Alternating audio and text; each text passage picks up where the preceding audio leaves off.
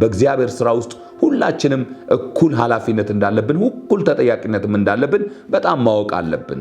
ከጳውሎስ የምንማረው አብረው የሚደክሙትን የሚያገለግሉትን ሰዎች ስማቸውን እየጠራ አፕሪሼት እንደሚያደርጋቸው ልክ እንደዚሁ አብረውን የሚደክሙትን ሰዎች የሚሰሩትን ሰዎች ዕውቅና መስጠት አለብን።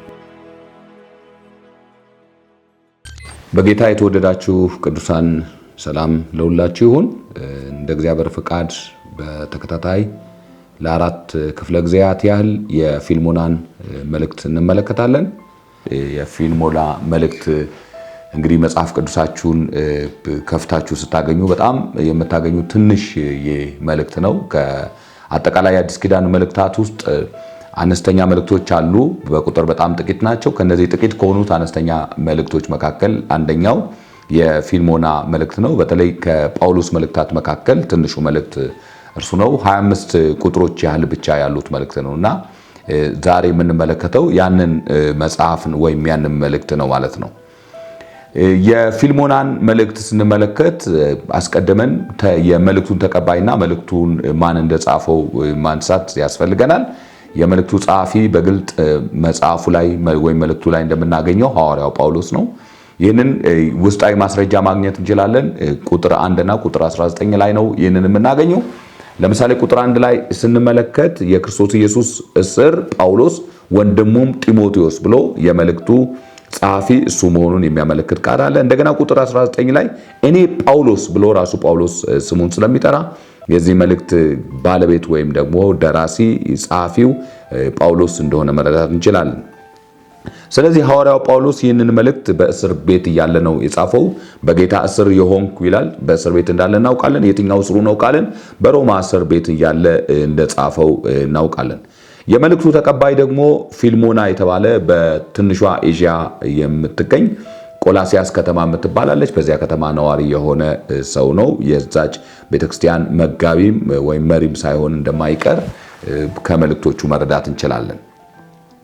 መቼም መልእክታት ሲጻፉ ዝም ብሎ አይጻፉም። ሐዋርያ ጳውሎስ መልእክቱን ለዚህ ሰው ለአንድ ግለሰብ ሲጽፍለት አንድ ዓላማ ይዞ ነው የጻፈውና ለምንድነው ሐዋርያው ጳውሎስ ይህንን መልእክት ለዚህ ሰው ሊጽፍለት የቻለው የሚለውን ስንመለከት እንግዲህ በመልእክቱ ላይ እንደምናገኘው በአንድ ከዚህ ፊልሞና ከሚባል ሰው ጋር ይኖር የነበረ ባሪያ አናሲሞስ የተባለ ሰው ከባሪያው ኮብልሎ ወደ ሮም ሄዷል። የኮብልለበት ምክንያት በእርግጥ በዝርዝር ማግኘት አንችልም፣ ግን ኮብልሎ ወደዚያ ወደ ሮም ሄዷል። ከዚያ በሮም ደግሞ ሐዋርያ ጳውሎስን እንዳገኘው እናስባለን።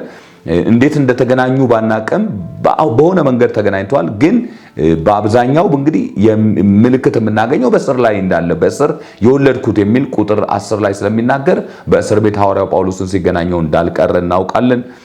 ስለዚህ ይሄ ሰውና ጳውሎስ በእስር ቤት ከተገናኙ በኋላ ጳውሎስ የዚህን ሰው ታሪክ ያውቃል። በጌታ በኢየሱስ ክርስቶስ ወንጌል እንዲለወጥ ይረዳዋል። ይህ ሰው ድህነት ካገኘ በኋላ እዚያ ደግሞ በአጋጣሚ ያው ከፊልሞናም ጋር ስለሚተዋወቅ የፊልሞና ባሪያ በመሆኑ ወደዚያ እንዲመለስ ያባብለዋል ወይም ይናገረዋል። ግን ወደዚያ ሲመለስ ሲነግረው ዝም ብሎ ሂድ ሳይሆን በእነዚህ ሁለት ሰዎች የቀድሞ ባሪያና ጌታ መካከል እርቅ መሆን እንዳለበት ስለሚያውቅ እንዳለበት ስለሚያምን እነዚህን ሰዎች ለማስታረቅ ነው ይህንን መልእክት የጻፈው።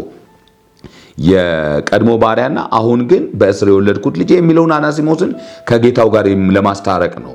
በዚህ መልእክት ውስጥ እንግዲህ ጳውሎስ በመልእክታቱ የሚያነሳቸው ነገሮች አሉ። ጳውሎስ ከተደራሲያኑ ጋር ምን አይነት ግንኙነት እንደነበረው በመልእክቶቹ መጀመሪያ ላይና ማዕከል ላይ የምናገኛቸው ሐሳቦች አሉ።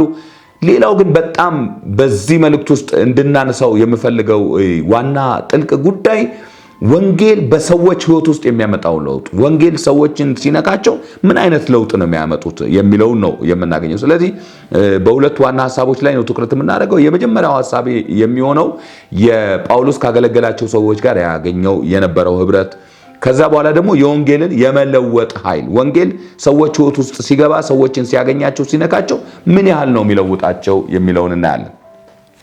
አስቀድሜ እንደ ክፍል አንድ አድርጌ የማነሳው ጳውሎስ ካገለገላቸው ሰዎች ጋር ምን አይነት ህብረት ነበረው፣ እንዴት ነበር የሚኖረው። እንግዲህ ታውቃላችሁ በአብዛኛው በዘመናችን በተለይ የምናየው አገልጋዮች ወይም መሪዎች የምንላቸው ተብለን የምንጠራ ሰዎች ከምንመራው ህዝብ ጋር የሚኖረን ግንኙነት ወይ ጠንካራ ነው፣ አንዳንድ ጊዜ ሌላ ነው፣ አንዳንድ ጊዜ የተበላሸ የሚሆንበትም አጋጣሚ አለ እና አንድ ምሳሌ ሰጥቼ ብነሳ በጣም ደስ ይለኛል። በአንድ ወቅት የተከሰተ እውነተኛ ታሪክ ነው። ያ ሰው የላከው መልእክት የጻፈውም ደብዳቤ እጄ ገብቷልና በአንድ ወቅት እንግዲህ በአንድ ስፍራ የተመደበ አገልጋይ ነው። ስፔሲፊክ አሁን ስፍራውን መጥራት አስፈላጊ አይደለም፣ ግን በዚያ ስፍራ እንዲያገለግል የተላከ ሰው በሚያገለግላቸው ሰዎች እጅግ ተስፋ ቆርጦ ነበር። በጣም እጅግ ተስፋ ቆርጦ ነበር። በጣም ልቡ ተጎድቶ ነበር፣ አዝኖ ነበር። ግንኙነታቸው በጣም ይሻከረ ነበርና መመለስ ፈለገ። ከሚያገለግልበት ስፍራ መመለስ ሲፈልግ ወደ ላከው ሚሽነሪ አድርጋ ወደ ላከችው አጥቢያ ቤተክርስቲያን የማመልከቻ አስገባና ያንን ሁሉ ጊዜ ደብዳቤው በአእምሮው ስለሚመላለስ እንደው እንዲህ ብዬ ጽፌዋለሁና ሙሉ የደብዳቤው ሐሳብ ይህንን ይመስል ነበር። እንደዚህ ነው ያለው። ስለዚያ ህዝብና ስለሚያገለግልበት አካባቢ ሲናገር እንደዚህ አለ። ይህ ህዝብ ማለት በፍጹም የማይለወጥ ወሬና ቅናት የሞላበት የማያድግ ከሰው ትከሻ ላይ የማይወርድ ታጥቦ ጭቃ የሚያጎርሰውን እጅ የሚነክስ ክፉ ህዝብ ነው ብሎ ስለሚያገለግለው ህዝብ ገለጠ። ይህም ብቻ አይደለም ያለው፣ ይህ ህዝብ ለእኔና ለቤተሰቤ ጫና ከመሆኑ የተነሳ እኔና ቤተሰቤን በሽታ ላይ ጥሎናል አለ። በጣም ተጎድቷል በሚያገለግላቸው ህዝቦች። ለዚህ ህዝብ ዋጋ መክፈል የሚገባው አይደለም። እኔ እነሱን ማገልገል ተስፋ አስቆርጦኛል። ስለዚህ በአፋጣኝ መፍትሄ እንዲሰጠኝ ከዚያ ስፍራ ላይ እንድታነሱኝ እፈልጋለሁ ብሎ ተናገረ።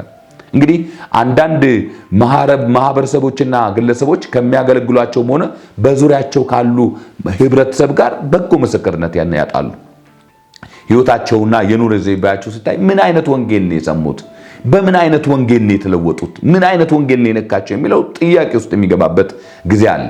ነገር ግን ሐዋርያው ጳውሎስ ሰላምታ በሚያቀርብበት ጊዜ በመጀመሪያው ክፍልና መልእክቱን በሚደመድምበት በመጨረሻው ክፍል የሚያነሳቸው ሰዎች የሚናገርበትን ቶን ስናየው፣ ድምጸቱን ስናየው ምን አይነት ቅርርብ እንደነበራቸው፣ ምን አይነት ቤተሰብነትና ወዳጅነት እንደነበራቸው ማየት እንችላለን። ለምሳሌ ከሰላምታው ስንጀምር ሐዋርያው ጳውሎስ ከቁጥር 1 እስከ 3 ሰላምታ በሚያቀርብበት ክፍል ላይ ምን ብሎ ያነሳል? የክርስቶስ ኢየሱስ እስር ጳውሎስ፣ ወንድሙም ጢሞቴዎስ ለተወደደና አብሮ ለሚሰራ ለፊልሞና ለእህታችንም ለአፊቢያ ከእኛም ጋር አብሮ ወታደር ለሆነ ለአክሪጳ በቤቱ ላለች ቤተክርስቲያን ከእግዚአብሔር ከአባታችን ከጌታችን ከኢየሱስ ክርስቶስ ጸጋና ሰላም ለእናንተ ይሁን ይላል። እንደገና ደግሞ ቁጥር 23 ከ25 ባለው ክፍል ላይ ደግሞ ስንመለከት በክርስቶስ ኢየሱስ ከኔ ጋር የታሰረ ኤጳፍራ አብረውኝ የሚሰሩ ማርቆስና አስጥሮኮስ ዴማስም ሉቃስም ሰላምታ ያቀርቡላል። የጌታችን የኢየሱስ ክርስቶስ ጸጋ ከመንፈሳችሁ ጋር ይሁን አሜን ይላል። እንግዲህ አስቡት፣ ይሄ በጣም አጭር መልእክት ነው ብያቸዋለሁ። የሐዋርያው ጳውሎስ ለፊልሞና የላከለት መልእክት በጣም አጭር ነው። በጣም አጭር ብቻ ሳይሆን 25 ቁጥሮች ያሉት ነው። ከነዚህ 25 ቁጥሮች ውስጥ ሐዋርያው ጳውሎስ 6 ቁጥሮች ያህል ለዚህ ለሰላምታ እና ቅዱሳንን አፕሪሼት ለማድረግ ቅዱሳንን ለማድነቅ ይጠቀምበታል። ይህንንም መልእክቱን ብናካፍለው የመልእክቱን 25% ያህል ለነዚህ ሰዎች ለሰላምታና ስለነሱ ለመናገር ሰጥቶታል። ምን ያህል ከነዚህ ሰዎች ጋር ቅርበት እንዳለው ማየት ትችላላችሁ። በጣም አጭር በሆነ መልእክት ውስጥ በጣም አጭር በሆነ መልእክት ውስጥ ይህን ያህል ክፍል ለሰላምታና ለእንደዚህ ያለ ለአፕሪሺዬሽን ቦታ መስጠት ጳውሎስ ለሚያገለግሉት ሰዎች ለሚያገለግላቸው ሰዎች ምን ያህል ዋጋ ይሰጣቸዋል፣ ምን ያህል ይወዳቸዋል የሚለውን ታያላችሁ። ምክንያቱም የመልእክቱን 25% ለነሱ ይሰጡ ማለት ነው። የመጀመሪያ አብሮም ሰላምታ ማቅረብና እንደዛ መስጠት ብቻ አይደለም። ከዛ ባለፈ መንገድ እነሱን የገለጠበት ቃል እነሱን ሲገልጥ በተደጋጋሚ የምታገኙት አንድ ቃል አለ። አብሮ ሰራተኛ የሚል ቃል ታገኛላችሁ። አብሮ ሰራተኛ ብዙ ጊዜ እንግዲህ ስለ መሪነትና ስለ ተመሪነቱ በአገልጋዮችና በተገልጋዮች መካከል ያለው ሪሌሽንሺፕ ስናይ በተለይ በእኛ ዘመን የአለቃና የምንዝር ያህል የጌታና የባሪያ ያህል አይነት ሪሌሽንሺፕ እየሆነ የመጣበት ነው። ነገር ግን ጳውሎስ አብሮት የሚያገለግሉትን ሰዎች አብሮ ሰራተኛ ይላል። አብሮ ሰራተኛ ብቻ ማለት አይደለም። እንግዲህ በግልጽ እንደምናውቀው ይሄ መልእክት ለፊልሞና የላከው ራሱ ሐዋርያው ጳውሎስ ነው። የመልእክቱ ባለቤት ጳውሎስ ነው።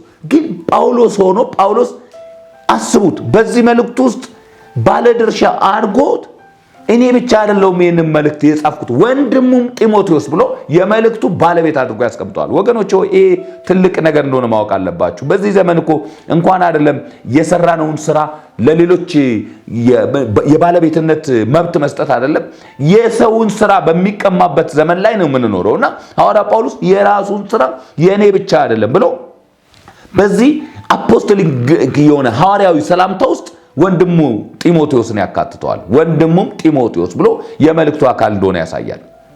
ይህንን መልእክት ወገኖች ሆይ ስንመለከት በጣም የሚያስደንቀኝ ነገር በአብዛኛው ወዳጆቹን በስም ይጠራቸዋል። በስም እየጠራ አፕሪሼት ያደርጋቸዋል። እነ ዴማስን ይጠራል፣ እነ ማርቆስን ይጠራል፣ እነ ሉቃስን ይጠራል እና እያንዳንዳቸው እነ ፊልሞናን ባለቤቱንም ሳይቀር ይጠራል። እና ይሄ በጣም ትልቅ ሐዋርያ ጳውሎስ ለሚያገለግላቸው ሰዎች ምን ያህል ቦታ እንደሚሰጥና ምን ያህል ህብረት እንደነበረው ምን ያህል ይቀራረቡ እንደነበረ የሚያሳየኝ የሚያስተምረን ነው። እኛም ምን ያህል ነው እርስ በርስ መቀራረብ፣ ቤተሰብ መሆን ያለብን፣ እንዴት ነው መገናኘት ያለብን፣ ግንኙነታችን በዚህ መጠን ጤነኛ መሆን አለበት ማለት ነው። ወገኖች ሆይ ሐዋርያ ጳውሎስ ሌላው የሚያነሳው ነገር አብረውን የሚደክሙትን ሰዎች አብሮ ሰራተኛ የሚለው ቃል በጣም ልቤን ይነካዋል። አብሮ ሰራተኛ እርግጥ ነው በዚህም ዘመን አብሮ ሰራተኛ የሚል በተለይ በአንዳንድ ቤተክርስቲያኖች ውስጥ በጣም ስፍራ እየተሰጠው ቃሉ አለ። አብሮ ሰራተኛ የሚል ለአገልጋዮች አብረዋቸው ለሚያገለግሉ ሰዎች የተሰጠው ስያሜ ራሱ አብሮ ሰራተኛ የሚል ነው እና ይሄ አብሮ ሰራተኛ የሚለው ግን እኛ አሁን እየተጠቀምንበት ባለው መንፈስ አይደለም ሐዋርያው ጳውሎስ የሚጠቀመው። ምክንያቱም በዚህ ዘመን አንዳንድ ሰዎች አብሮ ሰራተኛ ብለው የሆነ ግሩፕን ወይ የሆነ ቡድንን ሲለዩ እነዚህ ታማኝ የቤተክርስቲያን አስራት ከፋዮችና ለመጋቢው ወይም ያንን ቤተክርስቲያን ለሚመራው ሰው በታማኝነት እንደሚገዙ ለማሳየት ነው። ሐዋርያው ጳውሎስ ግን አብሮ ሰራተኛ የሚለው አብሮ ሌበረር ናቸው። አብረውኝ ከኔ ጋር ይደክማሉ፣ አብረውኝ ከኔ ጋር ይተጋሉ፣ አብረውኝ ከኔ ጋር ዋጋ ይከፍላሉ፣ አብረውኝ ከኔ ጋር ይካፈላሉ። ስለዚህ እነዚህ ሰዎች አብረውኝ የሚሰሩ ናቸው። ልክ ይሄ አብሮ ሰራተኛ ማለት አንደኛ ቆሮንቶስ ምዕራፍ 3 ላይ እኛ ከእግዚአብሔር ጋር አብረን ምንሰራ ነን ብሎ እግዚአብሔር ያንን ክብር እንደሰጠን ያህል ነው ሐዋርያው ጳውሎስ አብረውት የሚሰሩትን ሰዎች አብሮ ሰራተኛ በማለት ክብር የሚሰጣቸው ማለት ነው። የኔ ብቻ አይደለም ነው። ድካሙ የኔ ብቻ አይደለም፣ መከራው የኔ ብቻ አይደለም፣ መታሰሩ የኔ ብቻ አይደለም፣ ወንጌሉ የኔ ብቻ አይደለም፣ ውጤቱም የኔ ብቻ አይደለም፣ አብረውኝ የሚደክሙ ሰራተኞች አሉ የሚል ነው። ይሄ በጣም አስፈላጊ ነው። አብረውን ለሚደክሙ ሰዎች በጣም ወገኖች ሆይ ዋጋ መስጠት አለብን። አብረውን የሚደክሙትን ሰዎች ማክበር አለብን። ከዚህ መልእክት እኛም መውሰድ ያለብን አማኞች እርስ በርስ ልብ ለልብ ተቀራርበን ተከባብረን ጌታን ማገልገል ይገባናል ማለት ነው። አብረን የምናገለግል ሰዎች እንደ ባሪያና እንደ ጌታ፣ እንደ አለቃና እንደ ምንዝር፣ ከፍ እንዳለና እንደ ታናሽ ሳይሆን ወገኖች ሆይ ተከባብረን አብረን ማገልገል አለብን። በጌታ ስራ ውስጥ እኩል ድርሻ እንዳለን። በእርግጥ ነው የምንሰራቸው ስራዎች ሊለያዩ ይችላሉ። አንድ ተግባር ልንፈጽም፣ ሌላ ደግሞ ሌላ ተግባር ሊፈጽም ይችላል። ተግባሮቻችን ምናልባት በሰው ፊት እኩል ላይታዩ ይችላሉ። ግን በጌታ ዘንድ አብረን የምንደክም ሰራተኞች መሆኑን አንደርስታንድ ማድረግ መገንዘብ በጣም ያስፈልገናል። በእግዚአብሔር ስራ ውስጥ ሁላችንም እኩል ኃላፊነት እንዳለብን፣ እኩል ተጠያቂነትም እንዳለብን በጣም ማወቅ አለብን። ከጳውሎስ የምንማረው አብረው የሚደክሙትን የሚያገለግሉትን ሰዎች ስማቸውን እየጠራ አፕሪሼት እንደሚያደርጋቸው ልክ እንደዚሁ አብረውን የሚደክሙትን ሰዎች የሚሰሩትን ሰዎች እውቅና መስጠት አለብን። ወገኖች ሆይ ሐዋርያ ጳውሎስ ይሄ የአንድ ጊዜ አቋሙ ብቻ አይደለም። አንደኛ ቆሮንቶስ ምዕራፍ 16 ላይ ታችሁታል። እንደዚህ ያሉትን ሰዎች እወቋቸው ይላል፣ ሪኮግናይዝ አድርጓቸው ይላል። ጳውሎስ አብረውት ለሚደክሙት ሰዎች እውቅና ይሰጣል፣ ሪኮግናይዝ ያደርጋል። ስለዚህ እንደሱ ማድረግ እንዳለብን እንድናውቅ ያስፈልጋል። ጌታ በነገር ሁሉ ይህን እንድናስተውል ይርዳን። የጌታ ጸጋ ከሁላችሁ ጋር ይሁን። የሚቀጥለውን ክፍል ደግሞ በሚቀጥለው ጊዜ እናያለን።